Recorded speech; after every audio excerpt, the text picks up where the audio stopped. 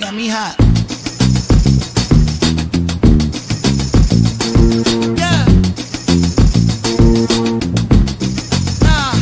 Got me hot. We're brothers. We're happy and we're singing and we're colored. Give me a high five. Welcome to another season, another year, Bro Talk Live, the best show in late night for you by us, Bro Talk. We always on the mark. Main man, Jason. Thanks for tuning in as usual on a Tuesday night. Let's kick it over to my main man, Dex. What up, bro? Dexter Stuckey here. Super excited to be here. Look, after having babies and birthdays, Bro Talk is back. And I need to address something really quickly. So there is a video that's on our TikTok page, and I am still not going on TikTok. I'm boycotting TikTok, but there is a video on the Bro Talk TikTok page, and that's Bro Talk Live. So go ahead and follow it, where I am discussing a conversation that we had about Chelsea Handler and Kevin Hart, and she was talking about washing her legs, right? And I said, I don't know, people always need to wash their legs. Just to be very clear, I wash my legs. But I do have a question for the people, and I'm getting dragged on it, y'all. I am really getting dragged as if I don't scrub my legs with a loofah, and I do. But I do have a question. You said you didn't. I know, but there are a lot of people in the comments, they're saying that I didn't, and I just want to make very clear that I do. I am very clean over here. But I do have a question, though, for the people out there who say, I don't think you need to scrub your legs. I don't think you need to use a washcloth. What are y'all doing with y'all babies? Because there's no way you're washing a baby off and you're not using a washcloth. I need to know. For that conversation, let's open it back up. When it comes to babies, how are you cleaning the baby? I think that you need to do a little bit better job of letting people know that you actually do wash your legs, because of that video, people really think that you're dirty. I see. And not only do I wash my legs, I wash my baby's legs with a rag. Oh, okay, let's tell us. Okay, so last time we talked, you didn't have a baby. Well, technically you did. You just didn't want to tell anybody about it. I still don't want to tell y'all about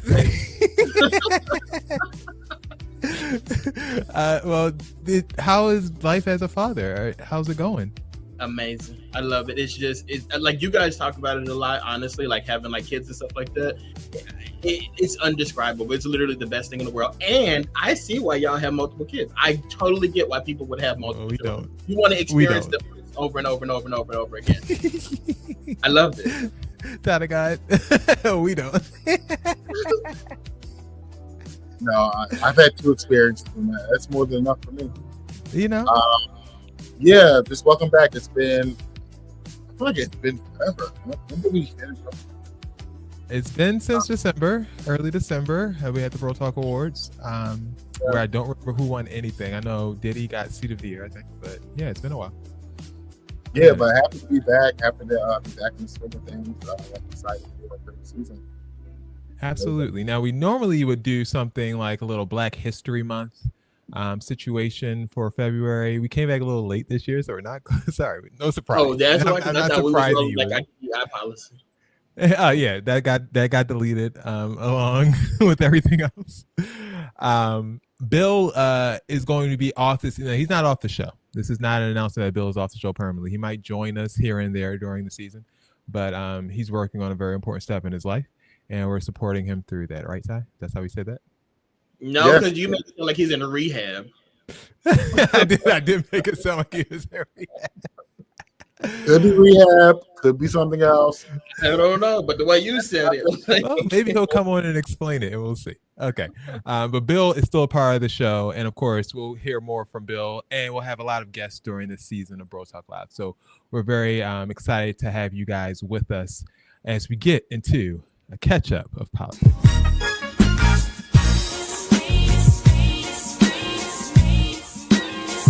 Politics as usual.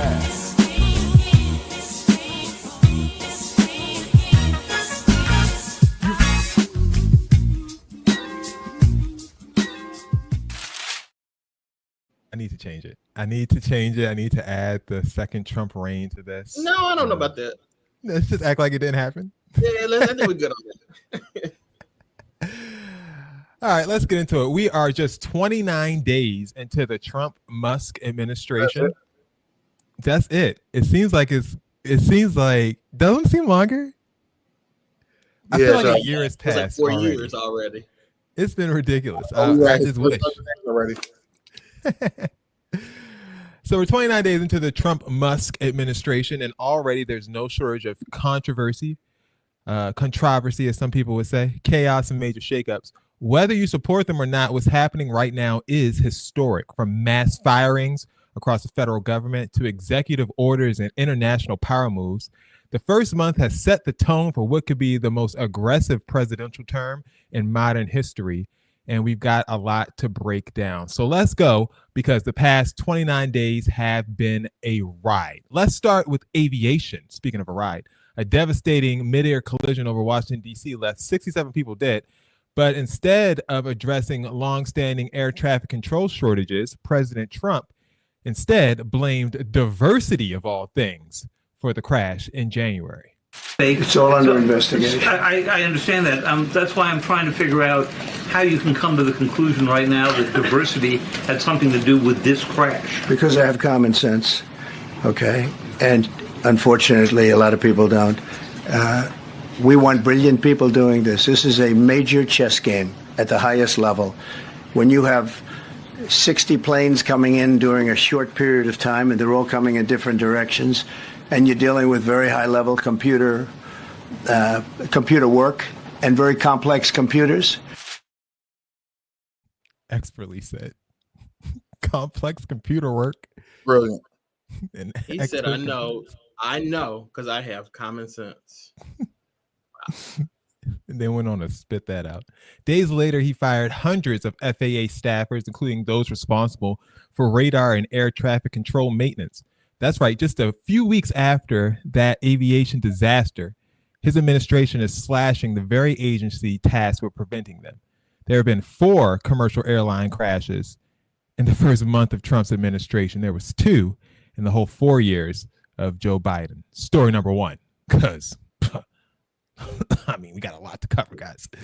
Let's move to foreign policy. President Trump stunned the world when he declared the U.S. would take over Gaza, quote unquote. His administration claims it's a strategy to bring stability, but the Israeli Prime Minister Benjamin Netanyahu has already started moving forward with a Trump-backed plan to resettle parts of Gaza with Israeli citizens. So physically moving Palestinians out of Palestine. International leaders are calling this an outright occupation. The UN has condemned the move, and even Trump's allies in Congress are asking, how far does this go? You've said before that the U.S. would buy Gaza, and today you just said we're not going to buy Gaza. We're not going to have to buy. We're going to have Gaza. We don't have to buy. There's nothing to buy. We will have Gaza. What does that mean? No reason to buy. There is nothing to buy. It's Gaza. It's a war-torn area. We're going to take it. We're going to hold it. We're going to cherish it. We're going to get it going eventually, where a lot of jobs are going to be created for the people in the Middle East. It's going to be for the people in the Middle East, but I think it could be a diamond. It could be an absolute tremendous asset for the Middle East, and you're going to have peace. It's going to bring peace in the Middle East. Gaza. Is this your first time hearing this? You look stunned when I read that story. I don't think I watched that interview because I've been trying to back off of it a little feel bit. So I had not seen that particular interview. Meanwhile, Ukraine is sounding the alarm. Despite stating that the war will be over within seconds of him getting back into office, Trump has not done so, so Ukraine fights on. But now, with U.S. military aid frozen, Ukrainian President Volodymyr Zelensky is now calling for Europe to form its own army to combat Russia and Vladimir Putin. And on the other side, Marco Rubio just called Russia, quote unquote, an incredible opportunity for the U.S. Instead of pledging support for Ukraine, the Trump administration is shifting its focus away from European security and towards deals with Moscow. Here is what Marco Rubio had to say about the situation and how he's looking forward to an economic relationship with Russia. The diplomatic one is one we hope to move pretty quickly on, because this involves the treatment of our respective missions. The second one will be difficult, which is the question of Ukraine and the end of that conflict. But I think that's essential in order for the third piece to even be possible, which is our ability to work together on other geopolitical matters of common interest, and of course some pretty unique, potentially historic economic partnerships as well. The key that unlocks the door for those opportunities, however, is the end to this conflict. In terms of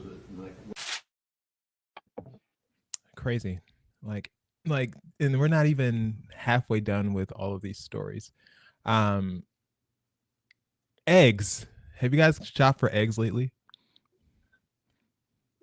What's the eggs in your area looking like, Ty? How much are a carton of eggs? I know you don't really eat a lot of eggs. $5. How you at? Oh, you've moved to eating eggs now? Look at you. Proud of you. I didn't realize I didn't realize I didn't eat eggs at one point. Yeah. Well, when I knew you didn't eat eggs. You Really? were egg people. Well, it's here. I mean, it was what, 15 years ago? So We're in college. Like, who's frying up eggs in college? Eggs? Well, I don't know what where he's shopping at, but I have not seen eggs under the price of $7. And for a 20, 21 or 20 count of eggs, it's $20 in the Giant right now. $20? What are you doing with $20 of eggs? So what I've heard is that for some reason, free range eggs are cheaper, and I've always purchased free range eggs, so they're a little bit cheaper than the white eggs at this point. I don't know why. The Caucasian eggs. I got free range eggs the other day for $5. Now, a life hack. You said Wawa. Okay. It was weird. Like, I went to Wawa and I was like, Wawa has eggs, and their eggs were like $4 and something. I don't know. I probably gonna get sick, but they were only like. Wawa are using the same eggs that they use to make them sandwiches, and that's definitely that. It comes out of a carton. So, yeah, I haven't tried the white eggs. I don't know how much those are costing. Well, egg prices, as you can see right here, have soared. Life hack: if you want to go to Whole Foods, they have some of the lowest priced eggs on the market. So that's a recommendation. Gas stations are also cheaper than the grocery store at this point. For Who's eating eggs at the gas station? I think that's what Wawa is considered. Wawa's a gas station. It's considered a gas station. Yes. Yeah, but Wawa's a gas station you can eat out of. How much are eggs in your area? Let us know in the comments. We want to have a little poll about this. This is interesting. That would be interesting. Highest they've ever been, though, across the nation. As you can see, they've soared to about $7 a carton average, up 22% in 2025 versus 2024. So that is definitely something else that Trump and Muskie are dealing with right now. So much for America first. And this is all because, sorry, what did you say? They're dealing with it, or they're ignoring it? Yeah, that's something that they have on their desk, I guess you could say. And this is part of all Biden era farm subsidies that have expired since Biden has left the White House. So a lot of this is Trump's own doing, because he has decided to not continue such subsidies. And then there are the new power players in Washington. Tulsi Gabbard is new director of national intelligence. Robert Kennedy Jr. is now the health secretary, despite his history of vaccine skepticism. Linda McMahon, of all people, is now the Secretary of Education, despite being the wife of a serial rapist and having no formal educational leadership background. Pete Hegseth, I was pronouncing the G as a J for the longest time. That's why I stuttered there. Pete Hegseth is the Secretary of Defense, despite not advancing in the Army and pivoting to Fox News. And then there's Elon Musk, who's officially named a special government employee, quote unquote, overseeing governmental efficiency efforts with the DOGE office, the Department of Government Efficiency. That's what that stands for.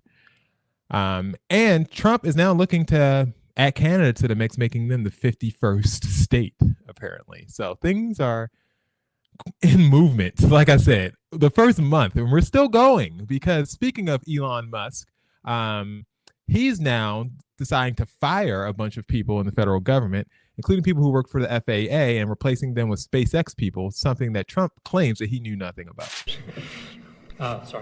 Mr. President, given your concerns about corruption, you said that if there were any conflicts of interest with Elon Musk, you wouldn't let him anywhere near it. That's right.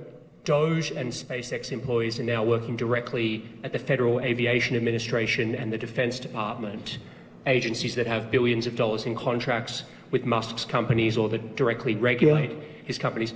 How is that not a conflict of interest? Well, I mean, I'm just hearing about it, and if there is, and he told me before I told him, but obviously I will not let there be any conflict of interest. He's done an amazing job.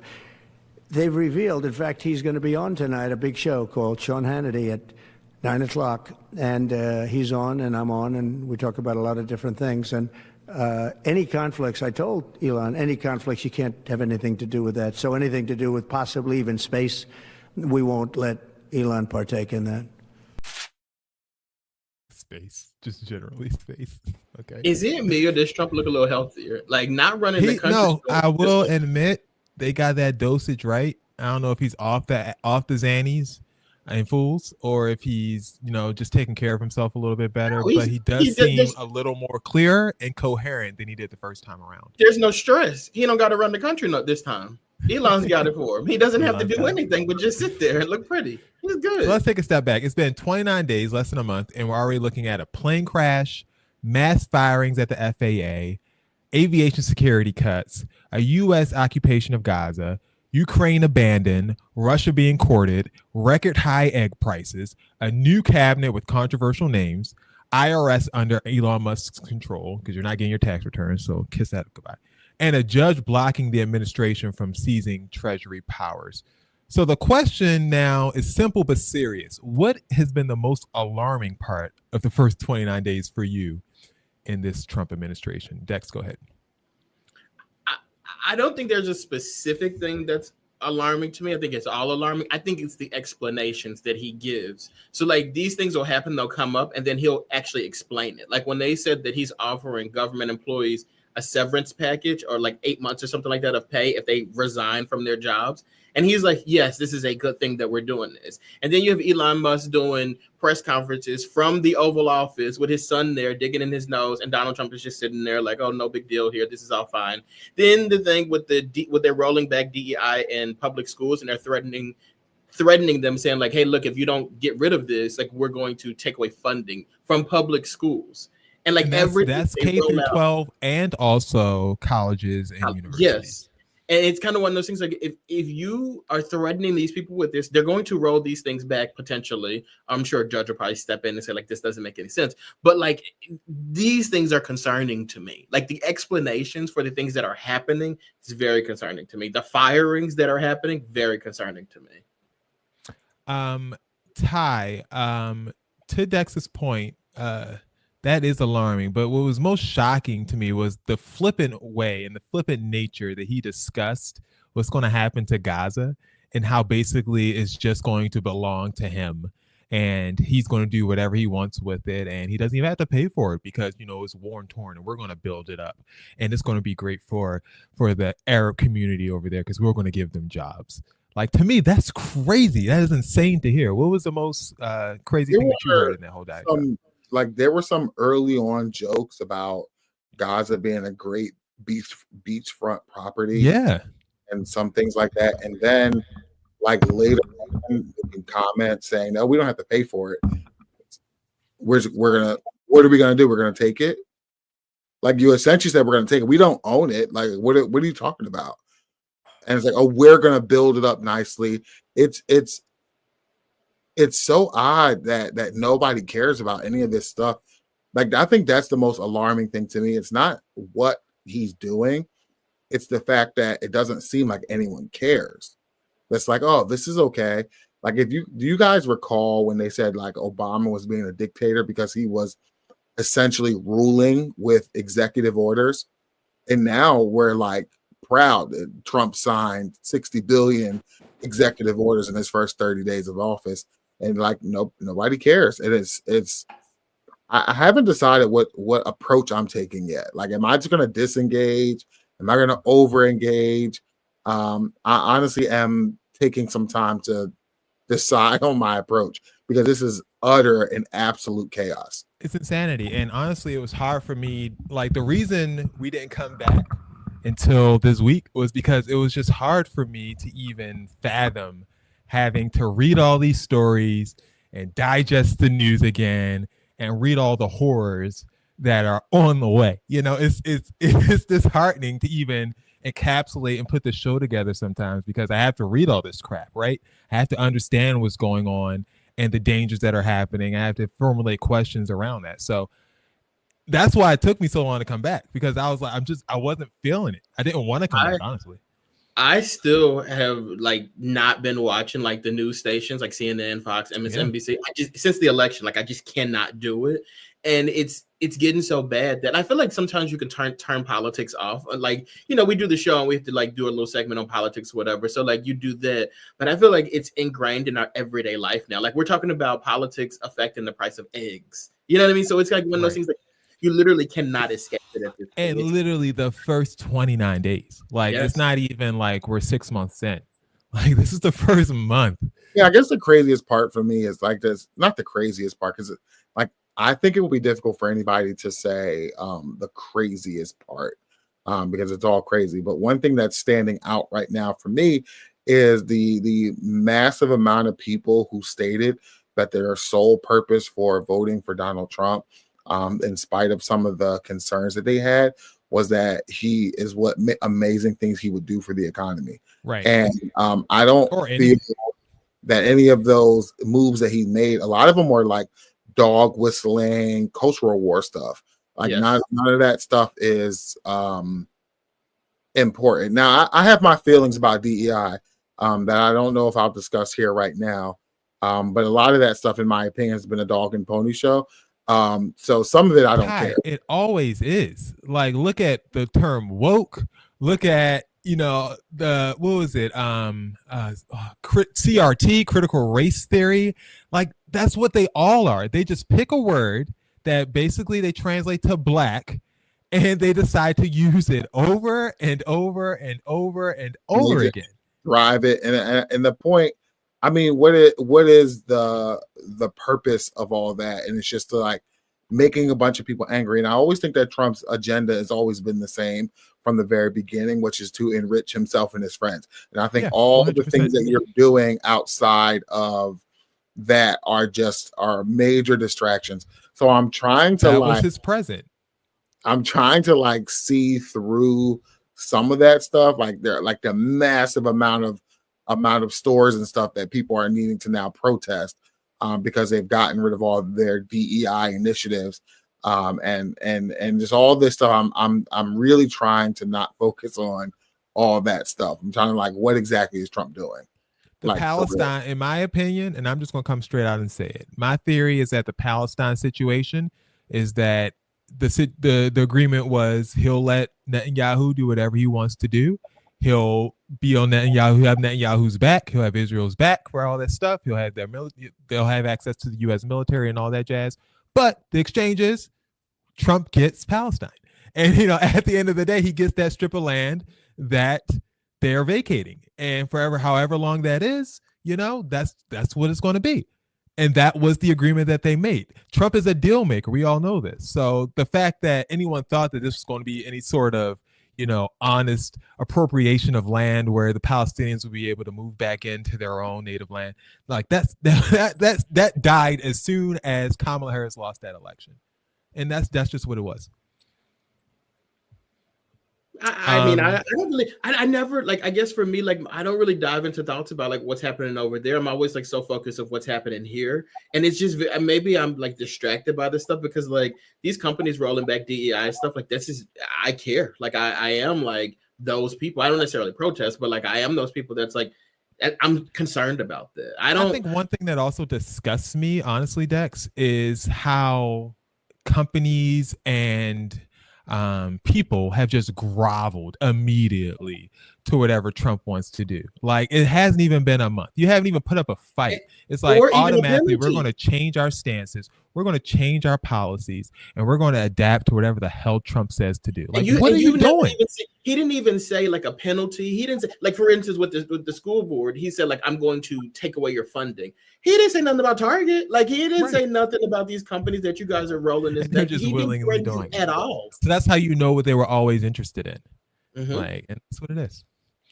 All right, moving on because we can't spend all day talking about the dread of the Republican Party because we have to ask ourselves a simple question: where are the Democrats?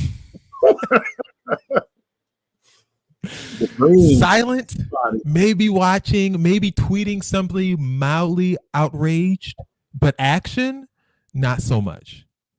The frustration is real. You got people furious over Musk's mass firing of federal workers, calling it government sabotage. But instead of making those workers the face of their resistance, it seems like the Democrats are just letting the moment pass. Meanwhile, Trump's allies are dismantling policies, courts, and are blocking Biden's efforts, and the GOP's media machine is in overdrive. So why aren't the Democrats fighting back like their political lives depend on it? Are they afraid of taking on the billionaires who fund their campaigns? Do they just not know how to fight today's social media battlefield? Or is it something deeper, an unwillingness to truly challenge power unless that power somehow comes from the left? Here's what Hakeem Jeffries had to say about the situation. I'm trying to figure out what leverage we actually have. What leverage do we have? They control the House, the Senate, and the presidency. It's their government. What leverage do we have? Then there's Kamala Harris. She's popping up at Broadway shows, getting standing ovations, telling people to fight for something. But what fight is she actually leading? Here was Kamala Harris getting a moment to speak to the Broadway show.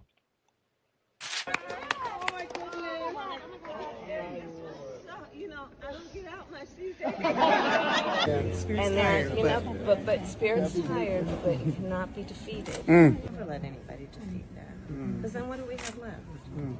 When we think about like these moments where we see things that are being taken,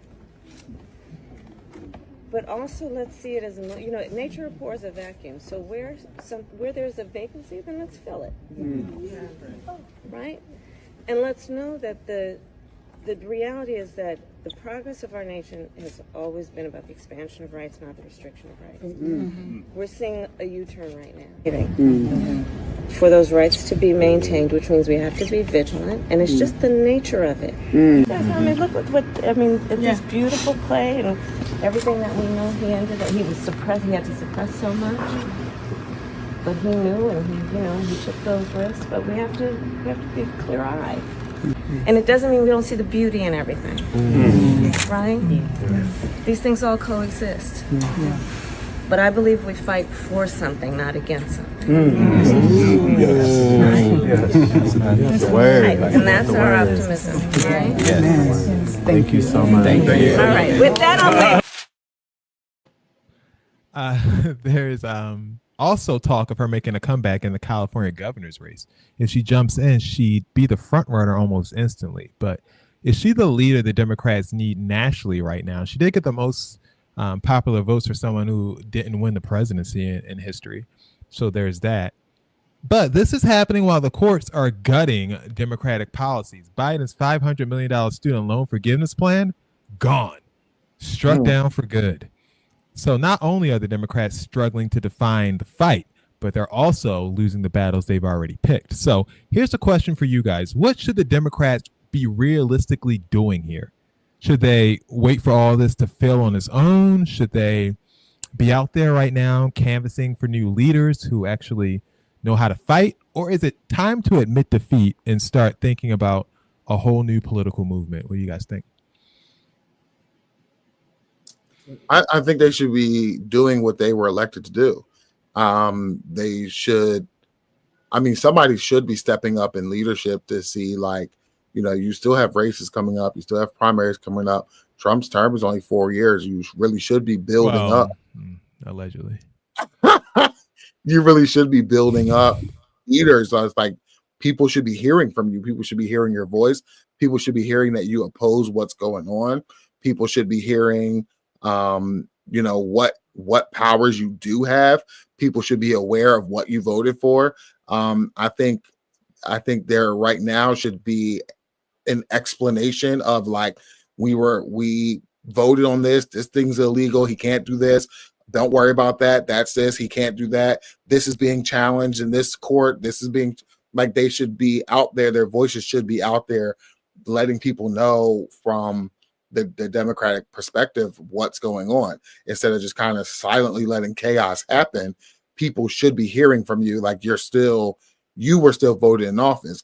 So, and also that speech from Kamala Harris, just to get back to that, that really reminded me of one of those conversations where like somebody's trying to inspire you, but you're like ready to go. Your spirit is broken already. You're just like stuck in an awkward conversation, like waiting for them to be quiet so you can leave. That's what that felt like. Dex, to Todd's point, 77, I think it was, million people voted for Kamala Harris, right? Although she didn't win, she got a lot of votes, right? It was in 75 million or something like that. She got a lot of votes. So these are people who are depending on her party to now pick up the slack and try to fight for what they ended up voting for. Now, Elon Omar, the senator from Minnesota, I think it's Minnesota, spoke, and she said, look, this is the Republicans' government. So whatever happens here happens under the Republicans' government. You guys will be able to see that. So is it a strategy? Is it an effective strategy to just sit back and say, hey, we'll let it fail. We'll let the country go to hell in order for you to see that you voted for the wrong thing? Is that effective to you? What do you think? Yes, I mean, to an extent, like, of course, it's like if you burn this house down, you can't point the finger at me because like this was all on you. But I think the biggest issue with the Democratic Party is that there have been no leaders outside of Kamala Harris, no new leaders since like 1992. Like you still have like your biggest people of the night at the DNC was Hillary Clinton and Bill Clinton, and they were in office since 1992. You put Michelle and Barack Obama out there, and they were big time in 2008. And then you come and then you put Joe Biden. Joe Biden has been in the president's office since 2008, and this man was still running again in 2024. The issue with the Democratic Party is that there's no new leaders. There's nobody new coming in there. And then for the life of me, I cannot remember who Kamala Harris's running mate was. I do not remember who it was. What is he doing? And then it's like, where is the young leadership? Like Hakeem Jeffries is probably one of the youngest people I've seen, and he's defeated. So like, where is the young leadership there? Where is the leadership in general? Kamala Harris just signed to CAA. She wants to be a model. Like she's not trying to run the country. Like what's going to happen is Joe Biden signed to CAA technically. Well, he's trying to model too. 4 years from now, what's going to happen is we're going to see a Kamala Harris try to jump in there and run again, the same way like how Hillary Clinton did it. Like these people are not going to let go of this power. They are going to do what the person said, where they're just going to let things fail, and they'll come out and say, "Look, see, we told you." But at that point, like I'm on the street. Right. That's the thing. I guess my problem is my issue is I know that that's their strategy, but it's a really bad one because if you're going to take the next 4 years off, what are we paying you for? Right. Like they just like actually take the next 4 years off, resign and rerun in 4 years. If you're not going to do absolutely anything, you're going to sit back and let it like, oh, what leverage do we have? The leverage that you have are the people. You still have primaries coming up. You have a lot of things that you could be doing. What are you talking about? What leverage do you have? Why are you standing up there looking and sounding like an idiot? Like, get in there and tell the people what's going on and what you plan on doing about it. Like, I think a lot of this is also motivated by fear as well. And I knew something was up when Joe Biden had to, what is it called when they like give them, they can't get it pardoned. When Joe Biden had to pardon his entire family, like even down to the dogs, I'm like, oh, well, you scared. Like you are afraid to match up with Donald Trump. Like at this point, like, yeah, it'll be better off with one of us trying to run the country because these people aren't going to do anything. If they don't do something now, they won't see power for a very long time. I agree. And one last point, remember 4 years ago when Donald Trump was not in, every single day this man was out there talking about what they were doing, criticizing what they were doing. I mean, come on. He took it so far that he created his own social media platform to talk about how terrible the Democratic Party was running the country. And y'all are at Broadway Place. Yeah. I mean, that's all I'm saying. That's a good point, Dex. That wrapped it up, Dex. That's exactly what exactly. That's a great point. All right, moving on to non-political news, and hopefully we can get to some a little easier things to talk about than being stressed out about the world at large. And we'll move to the scoop.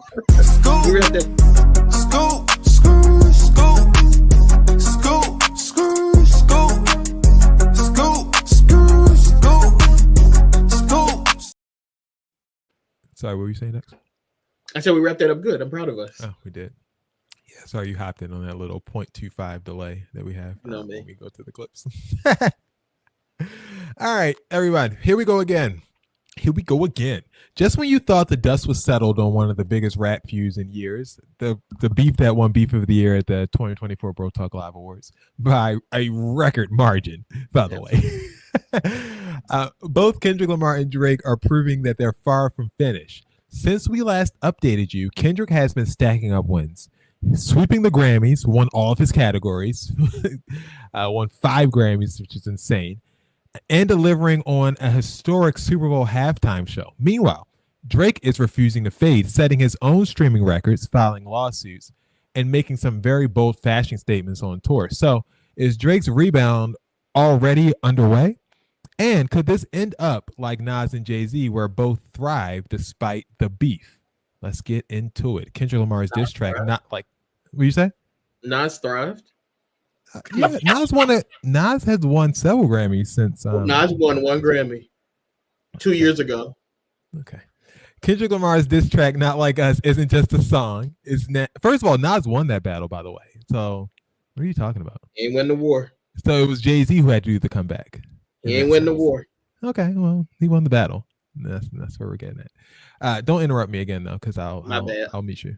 At the 2025 Grammys, Kendrick Lamar took home Record of the Year, Song of the Year, and Best Rap Performance, all for the same track. And if that wasn't enough, he just became the first rapper ever to hit 100 million monthly Spotify listeners. And let's talk about that Super Bowl halftime show, Dex. Kendrick took the stage alone, delivering a politically charged performance featuring SZA, Samuel L. Jackson, and even Serena Williams, who crip walked on whatever was left of that relationship with Drake. But with all that momentum, many fans are calling this a victory lap for Kendrick and a big L for Drake. Then there's the lawsuit. Drake has taken things beyond music, suing Universal Music Group, I was supposed to say university, what the hell, UMG, for defamation, claiming that they artificially boosted Not Like Us and damaged his reputation. Meanwhile, conspiracy theories are swirling that his new album with Party Next Door is being suppressed on streaming platforms, something that he liked, a theory that he liked on DJ Academic's show that he posted, fueling even more drama. Then, as you see here, the questionable attire. Do you like the boots? I do not. Ty, do you like the boots? No, I don't like the outfit, but I am. Questionable. But Drake is far from done. Just days after, I should say, Kendrick broke the 1-day Spotify streaming record. Drake immediately topped it, pulling in 92.4 million streams in a single day. And let's not forget about his opening night on tour, where he ended up walking on stage in a hoodie covered in bullet holes with smoke pouring out of the back. So dramatic. Have y'all seen the video of this? No, I don't think so. Okay, well, here you go.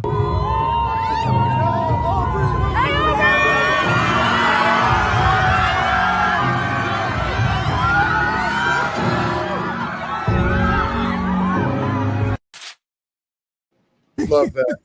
I love a stunt. And then he was doing it to Over My Dead Body. I'm into it.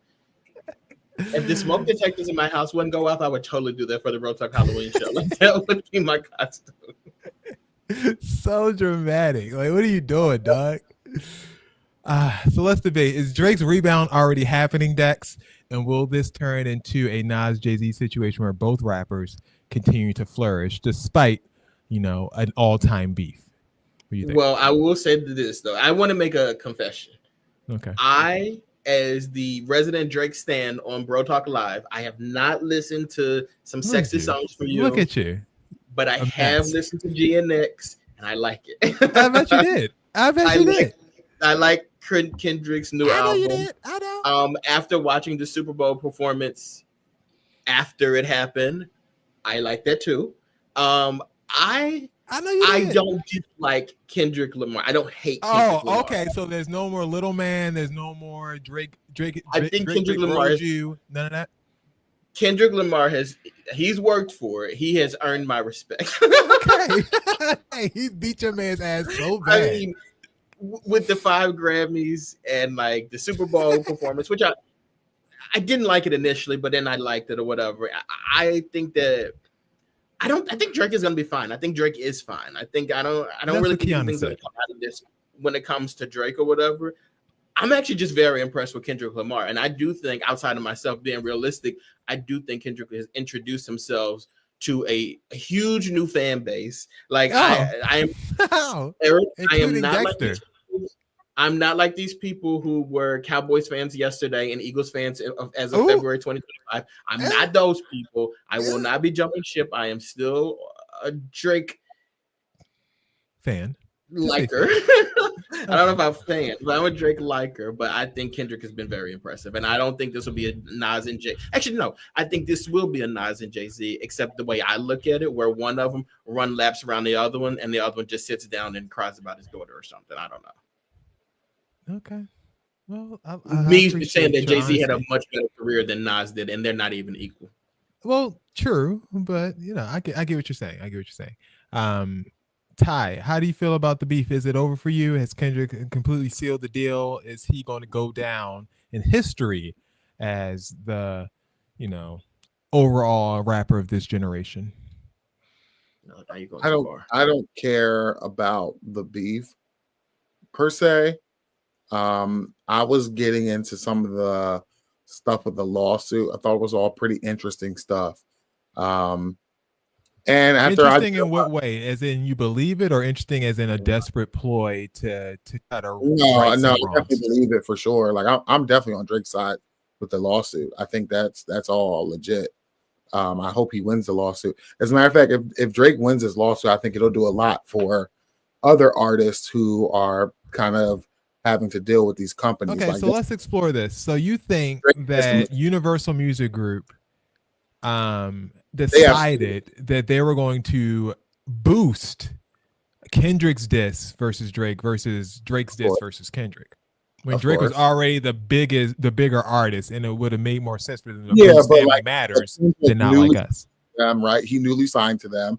Drake was already with them. Drake was demanding shitloads of money that they weren't trying to give him, and so I want this other artist. Kendrick Lamar is one of the only people, and we all know that, who could even stand a chance against doing anything with Drake's career. So, we're gonna boost him, because if he doesn't do it, no one can. I don't think it was a boost. I think it was organic. Go ahead, Dex. Jason, definitely was. It was. I think we did this collective glaze of this song. Yeah, but it wasn't because of Universal Music Group preparing the song for us on Spotify. It was because the song was hot. And we acted like Family Matters wasn't hot, and it was. We did a lot there, and I'm just saying, I'm on Drake's side. I hear you. I'm not going to argue. Lawsuit. I do want Kendrick Lamar. Wow, what a turn! This Not Like Us song, because I'm finished with that. Wow. I'm done with that. I thought the Grammys was a lot. That was all Dex Hill turn. My God. That was all a backroom deal, and we got 5 Grammys for something. What is happening? Come on. Well, Jay, okay. Can you take me? This is Back to the Beach 96. What the hell is happening right now? This is a leg drop on Kendrick Lamar. I will say this. I do think that Ty is right. Right? Ty is correct here, right? I don't. But let me just tell you why Ty is correct. Ty is correct that Drake is correct in this, and Drake knows this because they've done it for him. They've done this for you. That's the thing. And that's the thing. Drake can't act like they've never boosted his streams. They boost the hot song. Yes, they got word that the song was hot, and it was hot in these streets, and it was bumping as soon as it popped out. And then they decided to put extra money behind it. But that's not any different. Hold on. Let me finish. But that's not any different than what they've done with all these Drake songs beforehand. Passion Fruit, God No. What was the song that he had when he was giving out people money in the video? What the hell was that song?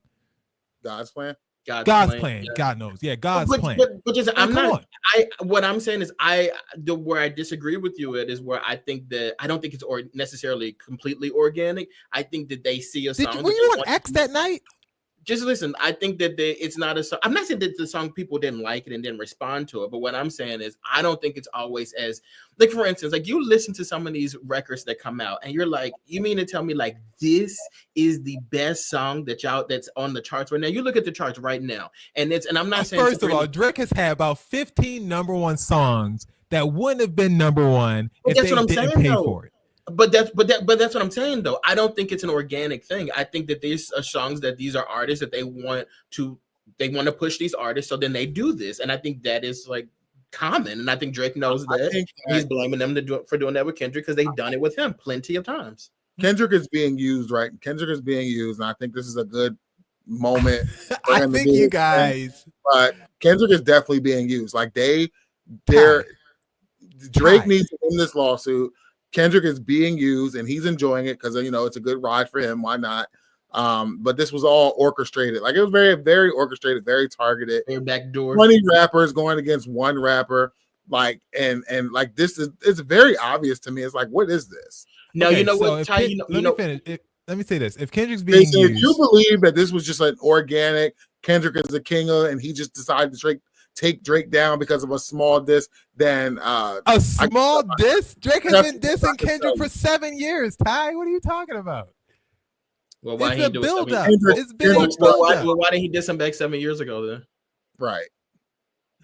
Because Drake never. Because he Drake never claimed the throne. Drake never claimed. What was the straw that broke the camel's back? Was that video he did with J. Cole, and he acted like there was just the top two, and there wasn't nobody else. Okay, that was the straw that broke the camel's back, and that's why Kendrick hopped on like that. It wasn't even his record. Hopped on a song that wasn't even his record, asked for a feature with Metro Boomin in the future, and called it out. And that's what started all of this. And see, Drake Jason, decided to respond. Kendrick responded. Drake responded. Kendrick responded. That's all that it was. So bad. You see, I started this off. I was riding with Kendrick so bad, and I'd be wanting to, but like you be doing too much. If you just like, I've been doing too much. You should be doing too much. And you know what? The people got on the phone. They called Kendrick. They said, "We gave you a small deal. There's a bigger deal in this for you. If you can save us some money and take down this so-called take down." Kendrick said, "Bet I got you." He went in there and did what he could do because he's a great lyricist. He's a great artist. Wow. I like both artists, but this is bullcrap. Like, I will say the true test. The true test, I think.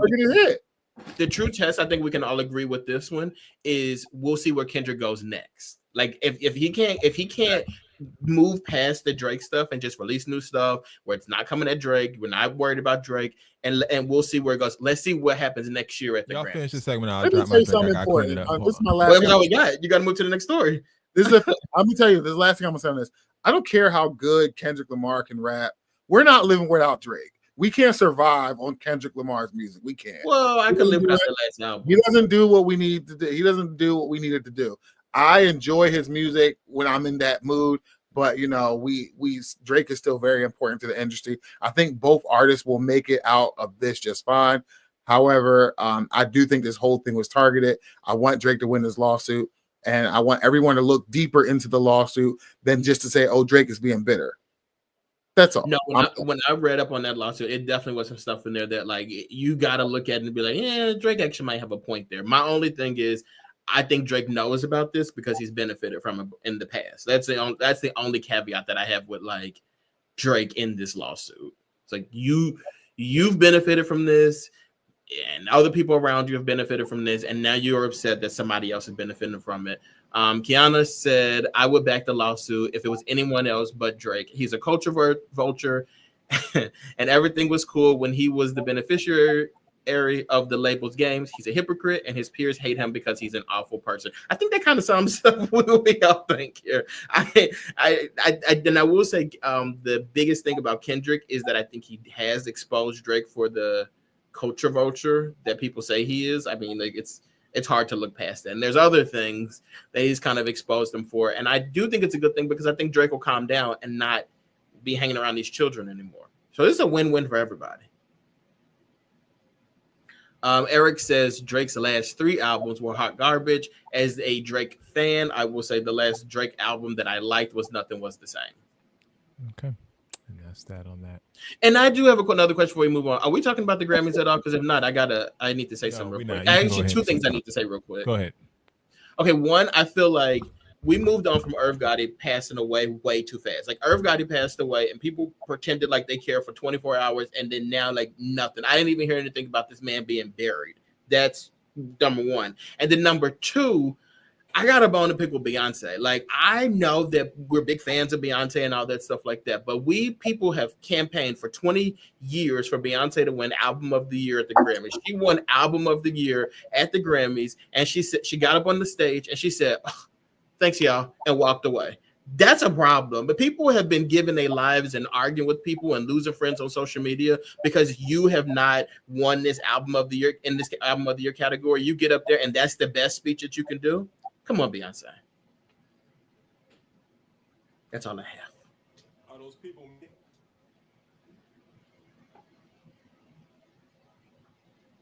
I said, are those people me? Huh? Are those people me that's been fighting all these years for Beyonce? Jason, you're a perfect example of this. When I heard that speech, I immediately thought of you, and I said, I wonder how he feels about that. Like he is.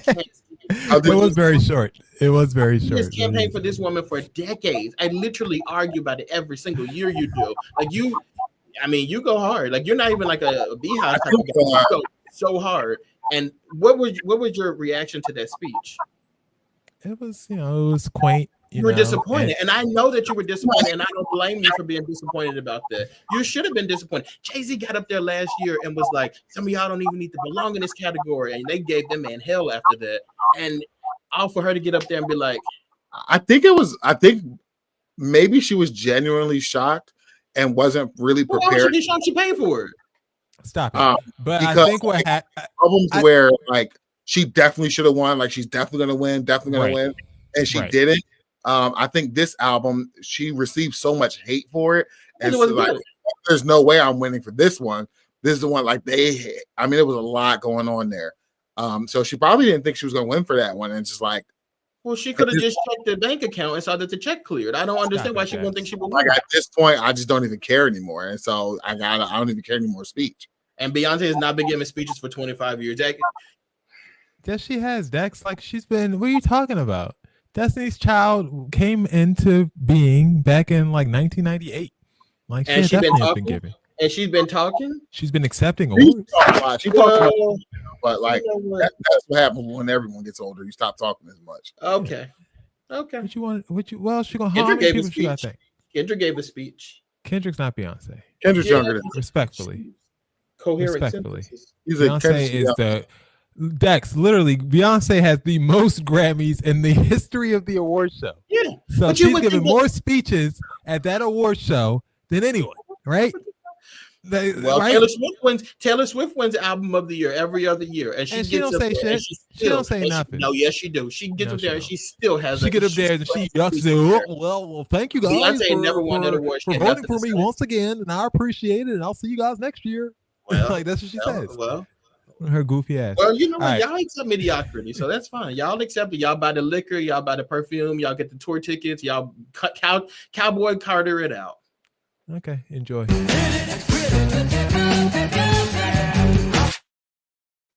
All right, Elon Musk, yes, the same guy trying to populate Mars, seems to be working on overpopulating Earth first. Reports say he's now the father of 13 children, this time with an influencer named Ashley St. Clair. But here's the kicker. She's saying that Musk hasn't even publicly acknowledged the child. Now, when the news of Musk's ever-growing family tree hit the internet, two guys who know this game all too well, Nick Cannon and Meek Mill, could not help but chime in. Cannon, the reigning champion of surprise baby announcements, joked about his need to get his supersuit again, while Meek Mill, who apparently sees this as a competition, said, "No way I'm letting Elon Musk have more baby fathers than me." Ty, what's your reaction to all the baby fathers involved? Like what? What's happening? They realize that these are people that they're having. They just act like it's like a trophy that people are just popping out. Like, what is that? Like these are people. These are people that you're causing a lot of trauma to, because you can't be there for all these people. Like, and there's more to being a father than having money. So I don't like this at all. I don't like it at all either, Tom. Here's my dad. Now I'm thinking about it. Where is my dad? Next story, there's a new beef in town, Marlon Wayans versus Soulja Boy. So here's how it all started. Marlon Wayans ripped Soulja Boy for rapping for Trump's inauguration party. Soulja Boy fired back with transphobic slurs at Marlon Wayans' son, Kai. If you know anything about Marlon Wayans, he wasn't going to let that slide. So he dissed him some more on Twitter, but then Marlon dropped an AI-assisted country-style diss that's going straight at Soulja Boy. Here is a clip of the diss track that he had for Soulja Boy.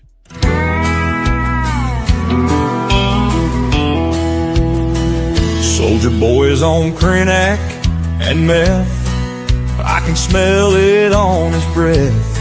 Yes, he's on that creth. It's Krenak and meth. He'll suck on coke just for that rock. He looked like Flavor Flav without the clock. He's the coon that jumped over the moon. Sold his soul for some Bitcoin. Ain't rapping, just gaming and selling people shit coins. He's a mess without a chest.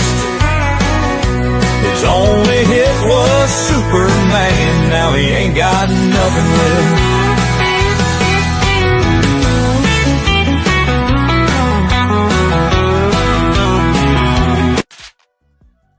All right, so that was the diss track. Soulja Boy didn't appreciate any of that, and this is what he had to say. You talking about, nigga? Marlon Wayans, nigga. West Side, nigga. You talking about, nigga? He's a bitch. I ain't never smoked no crack in my life, nigga. Like I smoke crack. Don't you see me in a mansion, nigga? Don't you see me with racks? Don't you see me with hella foreign whips? What you talking about? You lost your mind, bald-headed ass, old ass, yeah, relevant. What you talking about? Hating on a young nigga. You old enough to be my granddaddy, great granddaddy, nigga. No disrespect to the LGBT community. I respect the gays. I respect the trans. I respect everybody. I apologize if I offended any of y'all for talking about this nigga. But this nigga, you know what I'm saying? I'm here to talk about some crackhead and shit. Nigga. Play like that, nigga. It's real people out here that's really addicted to drugs. Nigga. You making fun of the crackheads, Marlon Wayans? Cause we'll start a petition. We'll cancel your you talking about, you know how many people out here dealing with drug addictions? You know how many people, family members addicted to drugs, nigga? Man, you on this bitch playing around like that shit funny, nigga. Shit ain't funny, nigga. Pussy, nigga. Ain't nothing I said wasn't cap. You really dressed up like a white bitch. You on here lying, nigga, talking about I do drugs and shit. Now, if I go sue you for $10 million for defamation of character, then what? See, that's what I'm saying, man. Y'all, you know what I'm saying? I could go that route. See, Drake out here suing niggas. Is suing these days. Y'all should shut the fuck up. You know what I'm saying? Boy, 2025 is a wild one. You know something's crazy when Soulja Boy, in the process of lighting a blunt, saying that he does not do drugs, has more common sense and sounds more coherent than a 52-year-old Marlon Wayans. Like, Soulja Boy makes sense to me in this situation. Hold on, you saying the coon that jumped over the moon sounds? I thought that, like, honestly, I was actually disturbed by that. Like, the fact that you're 52 years old, you're going at it with like a 34-year-old, like, that is actually insane to me. Like, I get it, you're protecting your family, whatever, versus but like 34 is a fair fight. You don't think so? No, I don't. I don't think at 52 years old you should be arguing with nobody on the internet, and you definitely should. 52 versus 34 a fair fight.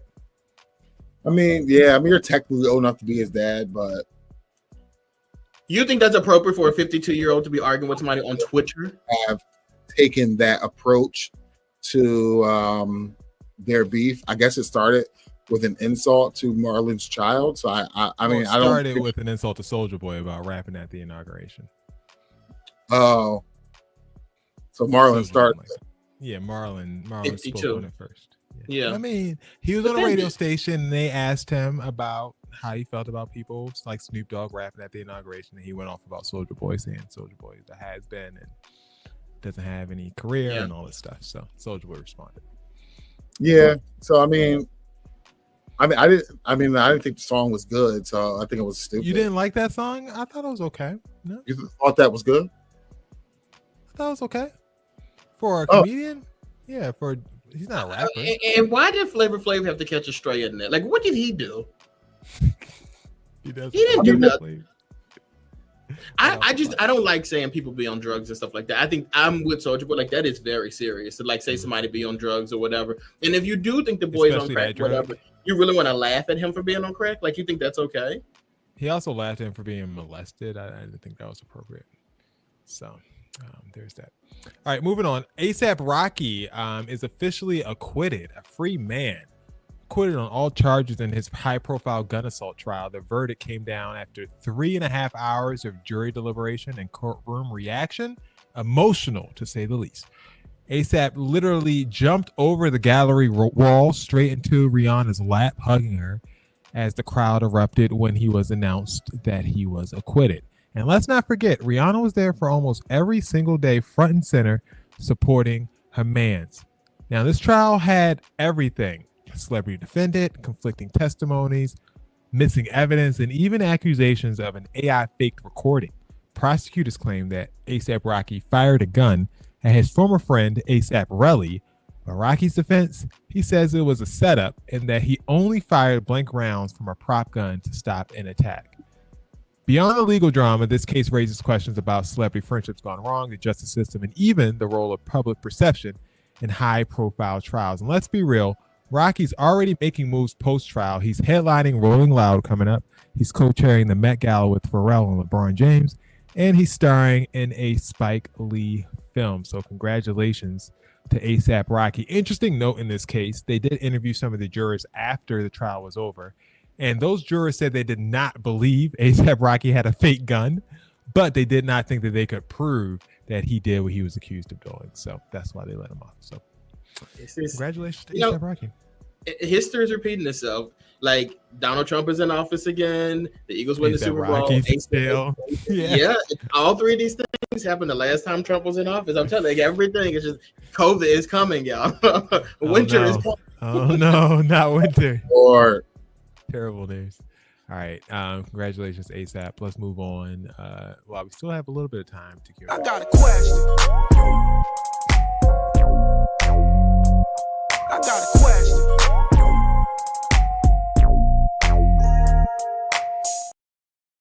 All right, guys, we're back on Bro Talk Live. We're super excited to have you guys here. This is our segment called Q&A. You guys ask us a question and we give you an answer for it. All right, so I want to do something a little different this year. Not woke, still broke, should I recoup? So that is the name of the question. I want you to give an answer, yes or no. Should the person recoup before we even read the question? Not woke, still broke, should I recoup? No. Yes. So Ty is saying you should not recoup. Dex is saying you should recoup. Okay. Still broke? Yes. All right, here we go. With the Q&A question of the day. Ready, Dex? Yes, I'm ready. Let's get it. All right, here we go, guys. So I had this close friend. Had being the key word. Okay.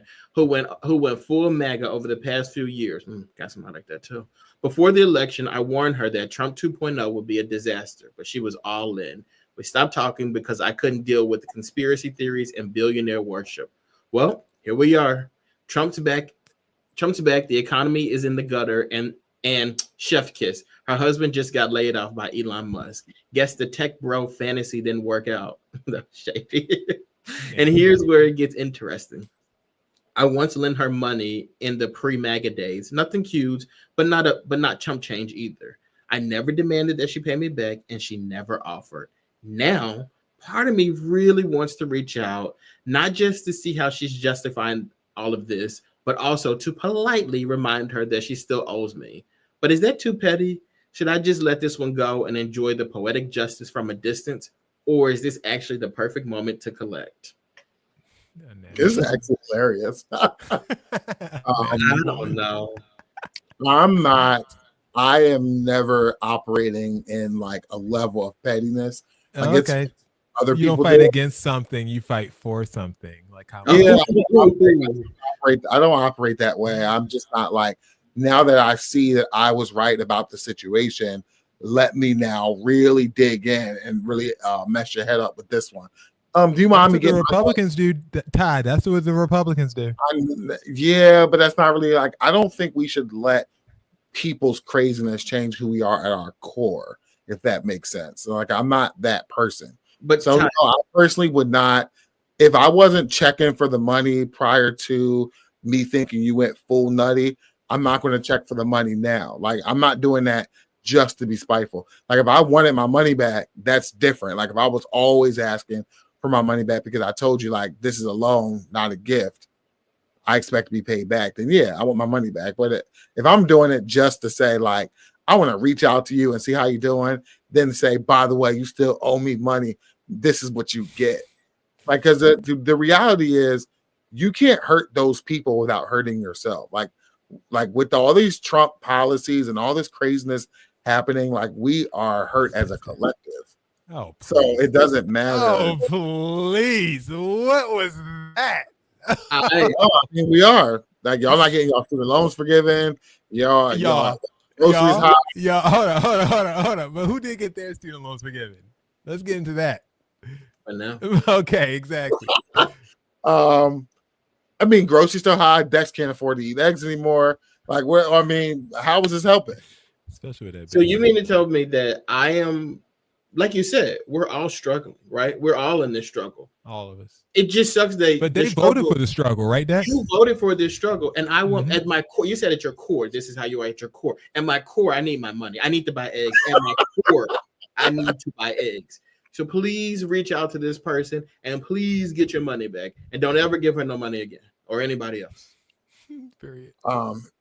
Dex, some people owe you money. Have you reached out to get your money back? Do you plan But hold on? on. They said it's not chump change. So if it's not chump change, I'm thinking $300 and up. I'm thinking it's $100. No, I'm thinking $750. That boy, please. Exactly. Well, hold on. Would you recoup for $750? Exactly.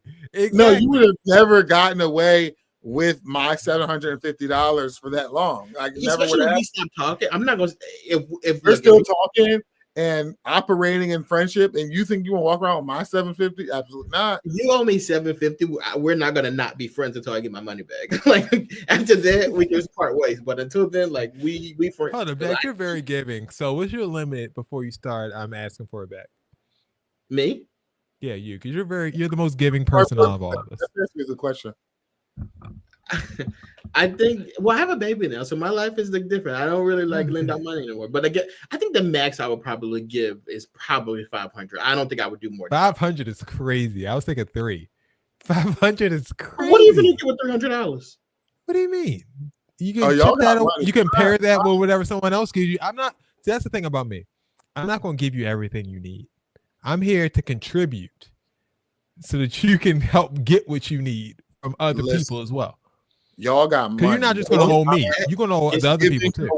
Don't do that, because this is what happens, Jason. This is why I'd rather just give the whole thing, because if you start piecing it out, giving it, this person gives you this person gives you this, about it. No, they start to do a tracking list, and they be like, okay, well, I'm gonna pay this person and pay this person. This person can wait. Then they start counting your pockets, and you never get your money back. Oh, my aunt. I heard a story. I wasn't born back then, but my aunt, our family used to go to like dinners or something like that, at a restaurant, and my aunt would be like, okay, I'll take care of it. You know what I'm saying? She put her car down, take care of it because she has good credit or whatever. And she pays those bills. Andre don't play. But what would happen is she would go back, she would mail them people an invoice, and she would get her money. Like, she didn't play. She would mail them exactly what they owed them, what they owed her, and she would get her money back. Yeah. So she wasn't playing around. She would keep account. I don't think there's anything wrong with that. But you know how crazy it is, though? Like, think about it. She had to mail them invoices and they would pay her. There are people that you can go out to dinner with today that you could, the bill would come, you would pay it. They can Venmo you, they can Cash App you, they can give you cash, and you still don't get your money back. Ain't that something? Yeah. Yeah. And get your money back. In closing, get your money back. I'm with you. Get your money back, especially if she MAGA. Like, she's not even on your side. Like, so what's the bad part? You don't want to be her friend anyway. But On don't some get level, mad like- when you don't get that money back. If her husband's not working and she's the only person working, she's gonna ignore you. On some level, like I get that. I mean, I'm not letting you get away with $750 anyway. Okay. But like my thing is, if I wasn't checking for it before, $325. whatever it is, I'm saying $50 because you can't have $50 of my money. Ty, you wouldn't give me $50? No, I'm like, no, 50 is my max. Like when y'all were like 300, So 500. you wouldn't give me $60? No, I need my $10. I need my money back. So you wouldn't donate to Will Strack's kids for over $50? No, I got own kids I could be giving money to for sports. I'm with you. I ain't giving. Wait, can I just say one more thing while ahead. we're on this topic? I do want you to know though, I do think you should get your money back, but I want all of us to take a step back and we keep thinking, we keep saying, and I see this a lot on social media that these people who voted for Trump are upset because he's doing this, that, and that. These people don't care. These people voted for Donald Trump for whatever reason. They're not as upset as you think they are, or as you think that they should be. A lot of these people do not care. Like this stuff keeps coming out and it keeps rolling down the pipeline, and people and they're being affected by it. They are, but they don't care. Stop this. We have to stop this.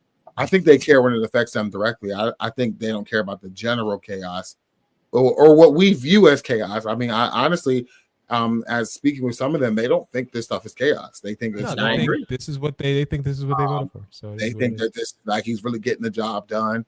But I was challenging them to look into the executive orders because some of them can't be enforced. And so it's like I'm doing stuff, but it's like no, you're not. Like I would like to see. And the next day, it'd be judges saying like, "Oh no, this ain't gonna work." Like exactly. So we'll see how far that goes. For more questions, you guys can write us at www.brotalklive.com/questions. Jason, I do hit him up. You can hit us up at just for future reference. Okay. So press record and let you feel me.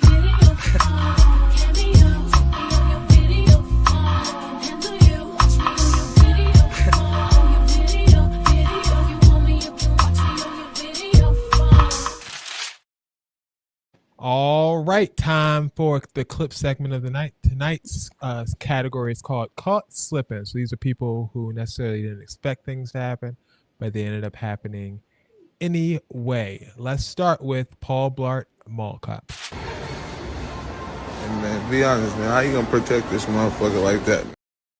That didn't play, did it? Hey man, be honest, man. How you gonna protect this motherfucker like that, man?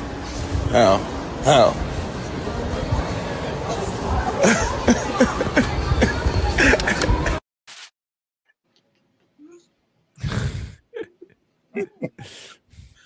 All right, Caught Slipping, Paul Blart Mall Cop. Next up, we have Sneaky Peek. This is a young man. We've all been in this situation in a restaurant who got caught slipping, thinking that they were sneaking a peek at something they weren't supposed to be sneaking a peek at. Here we go.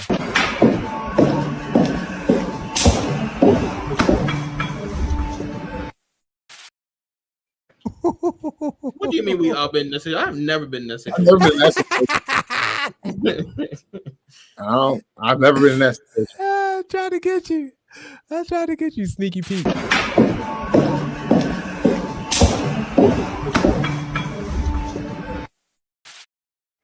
She said, "Come here." She said, "Come here." All right. Next up, we have a situation. A young man playing basketball decided to get his jersey retired. Well, he didn't decide. The school decided to retire his jersey from the University of Illinois, actually. And this is a place that doesn't get a lot of jersey retirements, just being a sports fan, because University of Illinois is not a esteemed program per se. They haven't won national championships or anything like that. So this is a program that's kind of not small. It's a D1 school. It's a big school, but doesn't have a lot of players that they retire their jerseys, right? So this player, his name's Terrence Shannon. He ended up making the NBA. He was a top, I think a lottery pick or something like that, first round pick. And they decided to bring him back to retire his jersey. And here's what happened. Terrence, please unveil the banner for your honor jersey that will hang from the ceiling of State Farm Center.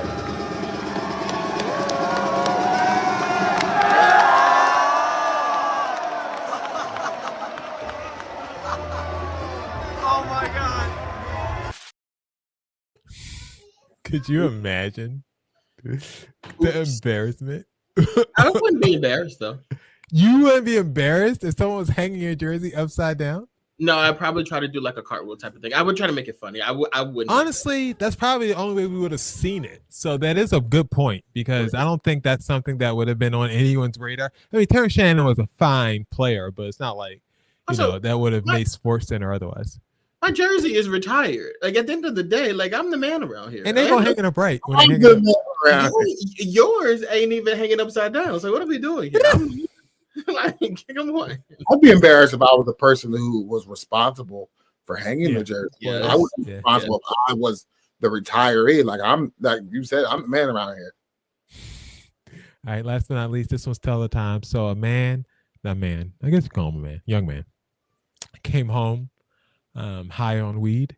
His father caught him, and here's what happened. My dad caught my brother high. Guys, fuck. I'm not. Fucking smell. I'm not high. Chase. What? Do I look high? Can you tell the time? Do I look high?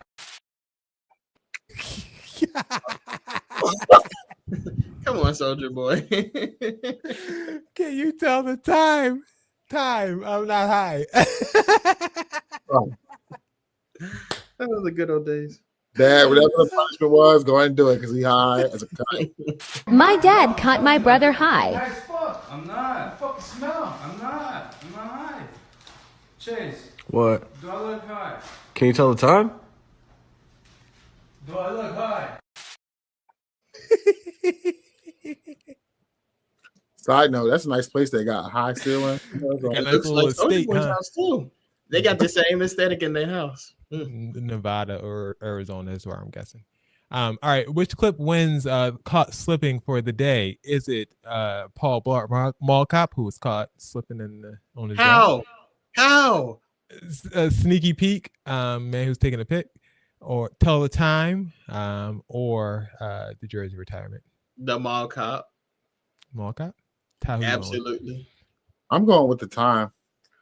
Tell the Time. I'm going with Tell the Time too. Sorry, Dex, you lost. That was okay. For a lack of time, I will argue with y'all. For the lack of time, I wish Will was here.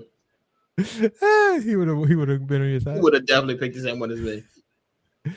All right. So the one that's moving on, as we've decided, Bro Talk Live to the first entry into the Bro Talk Live Awards. There we go. All right, let's move on to seats.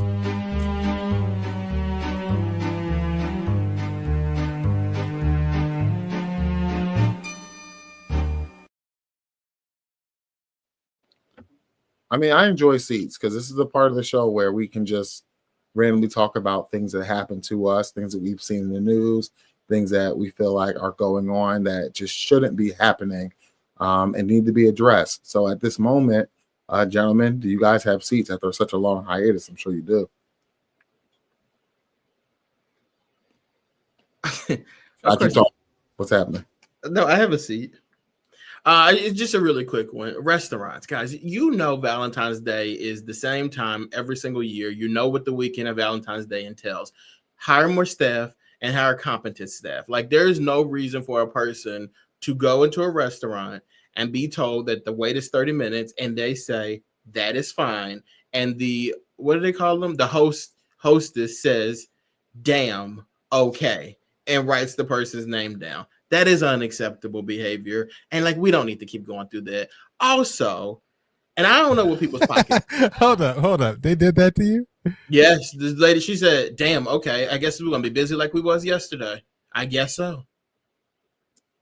Then I also noticed a lot of, and I don't know what people's money situation be looking like. I really don't. But I noticed a lot of women were paying for Valentine's Day dates. Like, when that bill came over, I saw a lot of dudes sliding the bill over to women. I don't know. Maybe y'all share bank accounts. I don't know. But like, for future references, if y'all do share bank accounts, at least on Valentine's Day, can the men please hand the card to the waiter or whatever? Like, it was disturbing seeing so many women pay those bills. Like, I don't like that. Yeah, I don't like that at all. I want to ask y'all a question real quick. How much was y'all Valentine's? Well, if you went out for Valentine's Day, how much was your Valentine's Day bill? The actual bill or my gift? No, the bill for the dinner. It was like $100 and some. Oh, 100. Okay. Ty, how We're much gonna- was yours? We didn't go out this year. I actually hate going out on Valentine's Day. Mine was about $264, and I'm like, inflation is insane. Like, there's no way I should be paying $200 for two people to eat. Like, I didn't take the whole family out. They do that whole like limited menu thing that they used to do. This was the day after Valentine's Day, Ty. This wasn't even Mine was the Valentine's. day after Valentine's Day too. Because I wasn't going on Valentine's Day. It's crazy. $264 for dinner for two people is insane. And we ended up sharing. Like, we split like a steak. It's insane. You need money? Like, what do you mean you split a steak? I need $264. Yes. Do you want to send me some money? Why did y'all split a steak? What's going on? Well, Dex will give you up to $500. It was a very nice restaurant. It was one of those places where you share food. Oh, you better start putting that out there because you're talking about y'all sharing steaks and whatnot. I'm like, oh damn, we got. You thought he was broke. He said you can order off this menu right here. No, we went to Bourbon Steak in Glendale, but it was nice, but it's very expensive, and it's just like, bro, like 200. I understand going to an expensive restaurant, right? But $264 is a hotel room, not dinner. Like, you know what I'm saying? Like, $264 is a lot. I'm just curious though, if you guys are comfortable sharing. What did you guys get do you guys get your babies like Valentine's Day gifts? Your babies? I did. Your children, yeah. No, I got them them a candy. So one daughter likes chocolate, so I got her one of those big old Hershey Kisses, and the other one likes fruit flavored candy. So I got her some heart shaped. Valentine's Day. I like. And I got them both. Like, the little one got some glasses with hearts on them that lights up, and then the other one got a bracelet. But that was cheap stuff. Like, cute. What you get the babies? Oh, no, you're lying. You didn't get your daughters. You didn't get no muffin? No. Not even JoJo? No, not even JoJo. What even? JoJo has more gifts than any person on the planet. So when they see their mom opening Valentine's Day gifts, you just be like, "That's for her." Yeah, if I had gotten her something, that's in the show. If what? Guys, we don't have to engage in these. Oh, I can't wait till you get Father's Day. It's over for you. You're not getting. Wow. You don't have to engage in the demonstrations of love. You don't have to do that. No, I don't want a specific day, but if y'all want to come watch my kids, we're gonna go out and demonstrate love on our own time. I don't like this thing. Like, I'm done with all that. My goal this year was to make my wife cry for Valentine's Day, and I did make her cry, but not in the way Tom made his wife cry. But I made my wife cry for real. I mean, my God. That's something else. Not even nothing? Goodness. All right. No, we had like very specific stuff going on. Nothing bad. Thank you. Just, crazy. Thank you. I could have got Cowboy Carter tickets for $264. You should get them. For food is crazy, but that's part for the course up here. Like, these restaurants really be like that. There's like nowhere you can go in this area, in my opinion. Nope. Where it's like your day is not going to suck. I just hate Valentine's Day. I really do. Get ready for socks and boxer briefs for lifetime. I love that. I love socks and boxer briefs. I'm good with that. Like, I'm good with that. It's perfect. That's just what you need. All right. Yeah, just don't get me no tie. But I love the other stuff. My seat is going to go to people who decide to watch shows for nefarious reasons. I don't appreciate people spying on certain podcasts in order to gain an unfair advantage and try to influence decision makers at the highest level of industry. Okay. So if you're doing that, mission failed. You want to know why? Because this is what we do. We are professionals. We are Bro Talk Live. We're the best in the goddamn business. So that's all I got to say about that. Go ahead. Are you talking about DJ Academics? Whoever I'm talking about, they know who I'm talking to. They know who I'm talking to. Okay? But remember, we are not as good as Roland Martin. Well, ever. We might be good, and we might do a good job at this show. And it but might be the greatest show they've seen today. Yeah. But at the end of the day, yes, it will never be as good as Roland Martin. Not as good as Roland Martin. This is not going to happen. He's been quiet. I'm trying to think if I actually have a seat.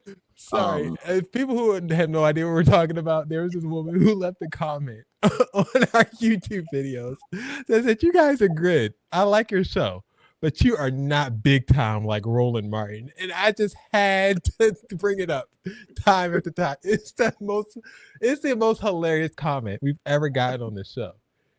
It fits so well for our brand. Bro Talk Live, not as big as Roland Martin. I love it. There we go. And we mean that in multiple ways too. You take it how you want it.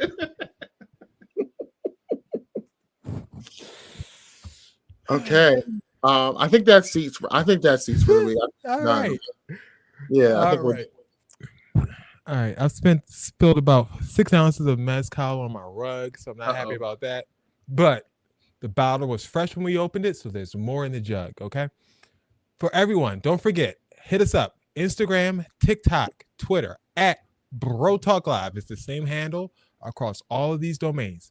Watch our videos on YouTube and subscribe to wherever you watch this show each and every week, because we need your subscriptions for us to make it big time like Roland Martin, okay? Yes. And wait, real quick, just one quick shout out. I just want to give a very big shout out to all the February 2025 Eagles fans.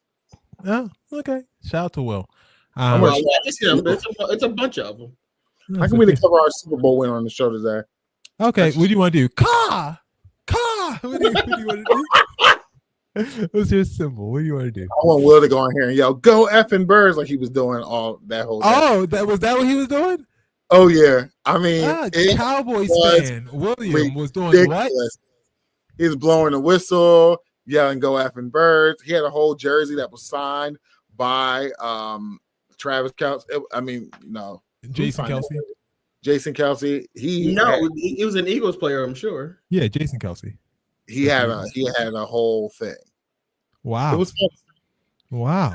Big huge Cowboys fan William. Custom made chain. Huh. And just to be very clear though, Will was a Cowboys fan February 1st, 2025. He was. Yeah. And he had been for about 25 years or so. You know, it's not. Well, in all fairness, at some point, who's that guy's name? Jerry Jones had done some mess, and he was racist. At some point denounced the Cowboys at that point. You're right. He did announce that. I forgot about that. I wish you would have mentioned that in the before chat. the Super Bowl. Yeah. Yes, but he was not an Eagles fan. Like he was upset with the Cowboys, but like we were having conversations about the Cowboys. Like we were talking about it. Him and I were talking about it. So like we were all upset with Jerry Jones. We were on this show upset with Jerry Jones. But he didn't denounce the Cowboys. He did. Oh, denounce. Okay. He said, "I'm no longer supporting the team. I'm not a fan." And I guess, but we say it every year. That literally is a Cowboys fan every single year. We always say that. Oh, yeah, hit different now. I just didn't expect the boy to be out there, and oh my god, I personally wanted the Cowboys fans to come out and party with us. I don't see why not. This is your city. Let's turn the place out. Keanu said he was bandwagoning hard. Okay, so he's out here. He's out here making impressions. That's how I just want. And then, honestly, Will is not even one of the ones that I'm actually upset with. There are other people because Will just did it. He put it out there, and that's just the end of it. Like, there's no explanations. You know what I did? Like, I jumped on the bandwagon. Whatever. Can he come back? He can't come back. I mean, they always come back. For me, though, the part that's like crazy is that there are actual people out here, and I'm not trying to be disrespectful because this person that I'm talking about, I like him and he watches the show. But like, why are you giving explanations as to what you're doing? Like that, I just can't take. It's too you know, do you feel like you're betraying the culture? If I decide that I'm going to be an Eagles fan, I won't explain it to nobody. I'm just going to put the jersey on and you'll deal with it. Okay. And that's what Will did, and I can respect that. I'm going to want an explanation. Well, you won't get it. All right. Well, for all the Eagles fans, for the Cowboy fan here, for the Ravens fans, and me, I wish you guys all a wonderful week. congratulations on the Super Bowl for the Eagles. And we'll see what happens next year. We hope the A$AP Rocky can stay out of jail. We hope R. Kelly does stay in jail. And we will see you guys next week. Have a good one. Peace out.